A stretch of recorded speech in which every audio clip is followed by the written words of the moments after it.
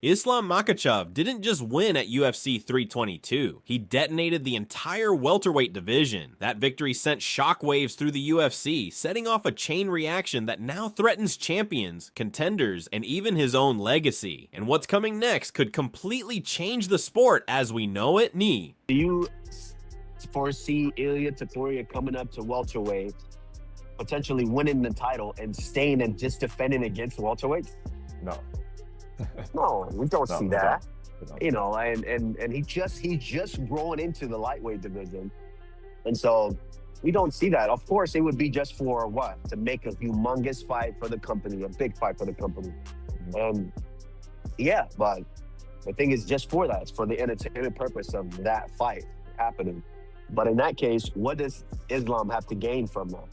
Islam just put the work in and grew into this division and went out there and dominated the current champion. What does he gain from fighting Ilia Topuria, who was a featherweight, moved up to lightweight, and now moving up to welterweight? Really nothing to gain except all to lose. If something goes wrong and you lose, you lost to a featherweight. Islam Makhachev completely dismantled Jack Della Maddalena with a performance so dominant it felt like he was fighting against nature itself. Before the crowd could even process what had happened, Islam dropped the first bombshell, calling out Kamaru Usman right there on the spot. He doesn't want easy fights, and he's not chasing titles anymore. Islam is chasing legacy, chasing immortality. There's one guy out there that's talking a lot of shit, and his name is Ilia Topuria. Is there any chance of that, Ali? But brother, at the end of the day, you know, honestly, like, I don't understand this guy. Like, he's just, in my opinion, just be yourself. Like, just, you have to be yourself. Like, you know, and I think, you know, I met this guy before. He's like a decent guy, honestly. Like, he's like nice, but in a way, like, we get this thing from him, like, you know, you went there, you haven't even defended your title once. You understand? Islam defended 4 times. You know, have a couple fights. Islam will fight him. It's no problem. But in a way, why Islam? What Islam have benefit of beating Ilia Topuria? After his win, Islam dedicated the moment to his team, his family, his republic, and his country. But behind that calm voice was something deeper, a clear warning. This wasn't the victory of one man, it was the victory of an entire army. And that army is now marching toward every division inside the UFC. You're gonna be in the cage 20 pounds less than Islam. You understand? You know, and create your own legacy. Build your own self. You're young, you're hungry, you're good. You know, make your money, run your contract out and get a new contract. You understand? And fight Islam for big prize money. Let Islam do his thing, you do your thing, and after that you guys fight.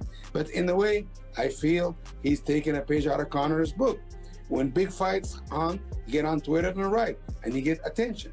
Earn your own attention. Live your own legacy. Don't live legacy for other people. He spoke with pride about the years of work that built this moment. But stay with me, because in less than 2 minutes, you'll see why even veteran champions are saying this new Makhachev era might be the most dangerous time the UFC has ever entered. Вот многие после такого выступления считают, что бой с Ильей — это полный мисс-матч. Ты как считаешь? Не факт. Я думаю, что с Ильей будет намного тяжелее, чем с Маддаленой было. Из-за низкого центра тяжести и борьбы? Из-за антропометрии, и я думаю, что у Ильи намного тяжелее удар, чем с кем он дрался? Джек Делла Мадалена.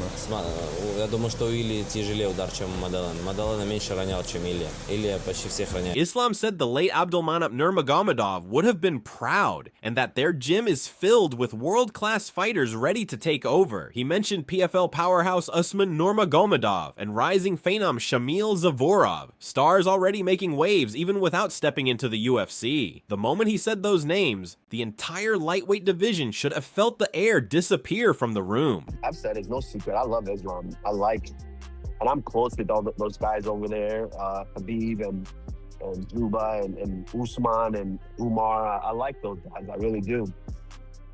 And also with Rizvan and Ali working with the mix. There's no animosity here. There's no bad blood. Just competition. We do this for free in the gym every day. Now, for us to go out there and just entertain the masses, I love it. I think it would be great. Now, on fight week and fight night, we're staring at each other, knowing that we are going to have to punch each other.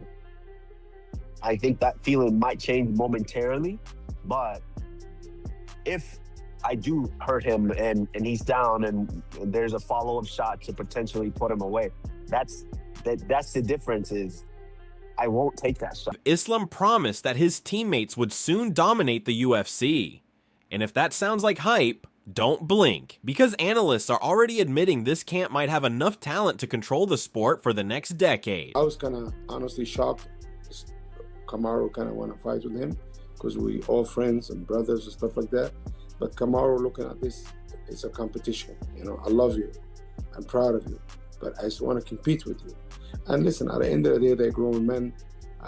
If this is what they choose to do, I'm just there to help and support and just try to make it happen. If this is what they want, if they don't want, it's okay with me. Even in victory, Islam showed class and respect for Jack Della Maddalena. He predicted that Jack, only 28 and still entering his prime, would return stronger than ever. But the unspoken truth was clear. Islam is now beating the very best versions of everyone who stands in front of him. Ilia Topuria is going to come out and say that because he wants that fight. Could you imagine if Ilia Topuria was afforded the ability to go up and become a 3-weight division champion? Again, I say it all the time. No one's ever done that. And I don't think that's what's going to happen here just yet. I think Ilia's going to defend. We don't know who it's going to be. Could be Arman Sarukian because he's fighting next week in Qatar. It could be Paddy. It could be just engaging. But he's got to fight one of those. And he's probably going to defend a couple more times as well before he even thinks about going up to welterweight. Jack will no doubt work on his wrestling, refine his striking, and come back sharper. But here's the twist. Islam isn't waiting around. His next move isn't patience. It's escalation. When you look at welterweight, I mean, what is going to happen there? Because the welterweight division is ridiculous right now. Of course, Michael Morales has a claim to fight for the belt because he's 19-0. He's undefeated and just knocked out Sean Brady. You've got Carlos Pratis that just sparked out former champion Leon Edwards in devastating fashion, did something that no one's ever done to Leon Edwards, so he's got a shot. You've also got Shavkat Rakhmonov that was the #1 contender, but then he got injured. You've got Bilal Muhammad going up against Ian Gary. Ian Gary's making a lot of noise saying that he wants to fight for the belt as well. And then, of course, after all that, you've got Kamaru Usman, the Nigerian nightmare. So there is no shortage of opponents. Oh, you've also got Joaquin Bo. Islam wants Kamaru Usman at 170 pounds for his first title defense.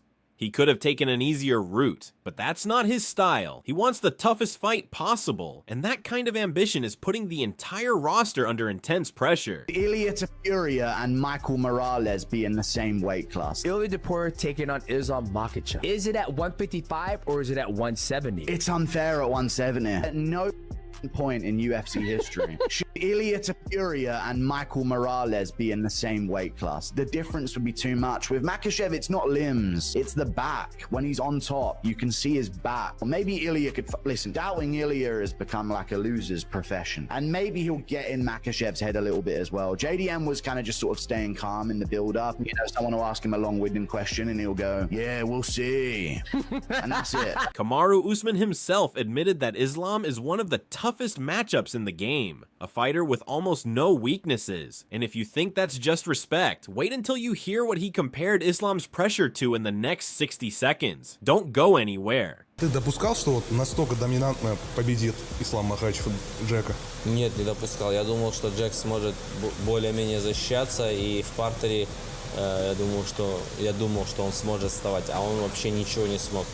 Либо Ислам как бы показал уровень, он выключил его все сильные стороны и просто доминировал. Watching Islam fight brought back memories for Usman, flashbacks of that suffocating tension he felt before facing Colby Covington, that same kind of opponent who drags you into the deepest corners of your survival instinct. After UFC 322, Usman called Islam one of the most complete fighters alive today. Что вы скажете по поводу того, что Макхачев забрал пояс в 77 килограмм? Хочу сказать, что я очень рад за него. Прекрасный бой.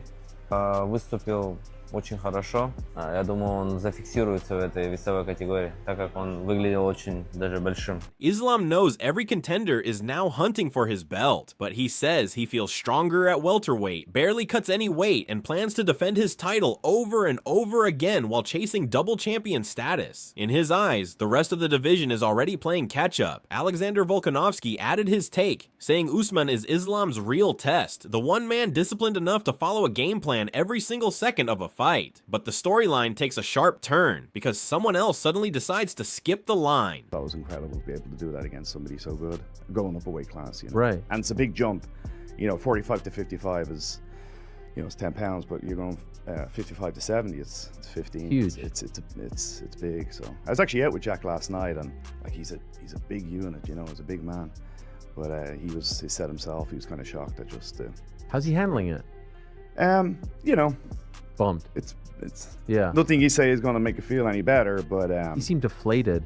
yeah, and even last night he was obviously still down in the dumps, but you know, his wife is there, his kids, and he'll pick himself up and go again. Ilia Topuria bursts onto the scene with zero hesitation and maximum disrespect. He called Islam's UFC 322 performance boring, mocked Jack's wrestling as embarrassing, and said Islam lacks the one thing you can't train, emotion. The crowd erupted, and the rivalry instantly lit up the MMA world. I love what dude, because we're not casuals, Kamaru. Like, we understand what he did. You know what I mean? And particularly to solidify, to become a double champ, to become the 11th double champ in UFC history. What did he do? He started with the striking. He would kick the leg. And then right around that 3-minute mark, boom, he was getting takedowns. If you notice, every single round he did that. He hurt JDM with that leg kick. I mean, JDM was pretty much broken. And I will say something that JDM was doing something wrong.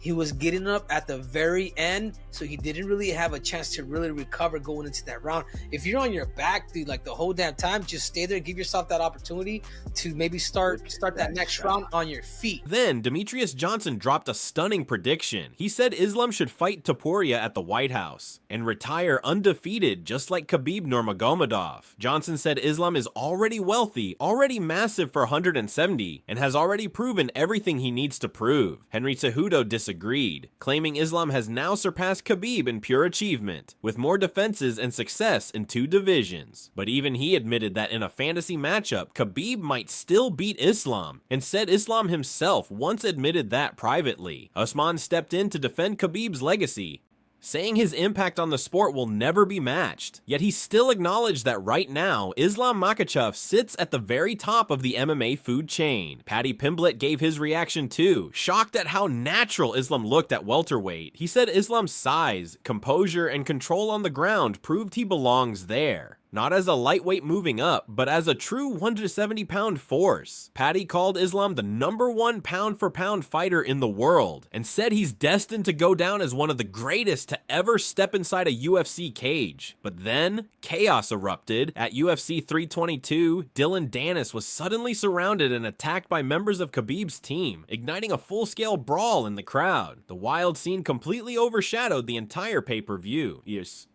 Islam's teammate Shamil Zavorov landed a shot to the back of Danis's head, while Mamed Akhmedov shouted that Danis had it coming, saying that in their culture, words carry consequences, and Danis finally paid the price for years of disrespect. Kamaru Usman said he couldn't believe the UFC even allowed Danis inside the arena after the trash talk, the insults, and the chaos he'd caused. Jorge Masvidal called it one of the craziest decisions in UFC history. Dana White stepped forward afterward and took full responsibility. He announced that Dylan Dennis is now permanently banned from all UFC events, saying the risk is simply too high and he'll never be allowed inside an arena again. Islam reacted strongly, saying that after 5 years of non-stop disrespect, Dana finally made the right call.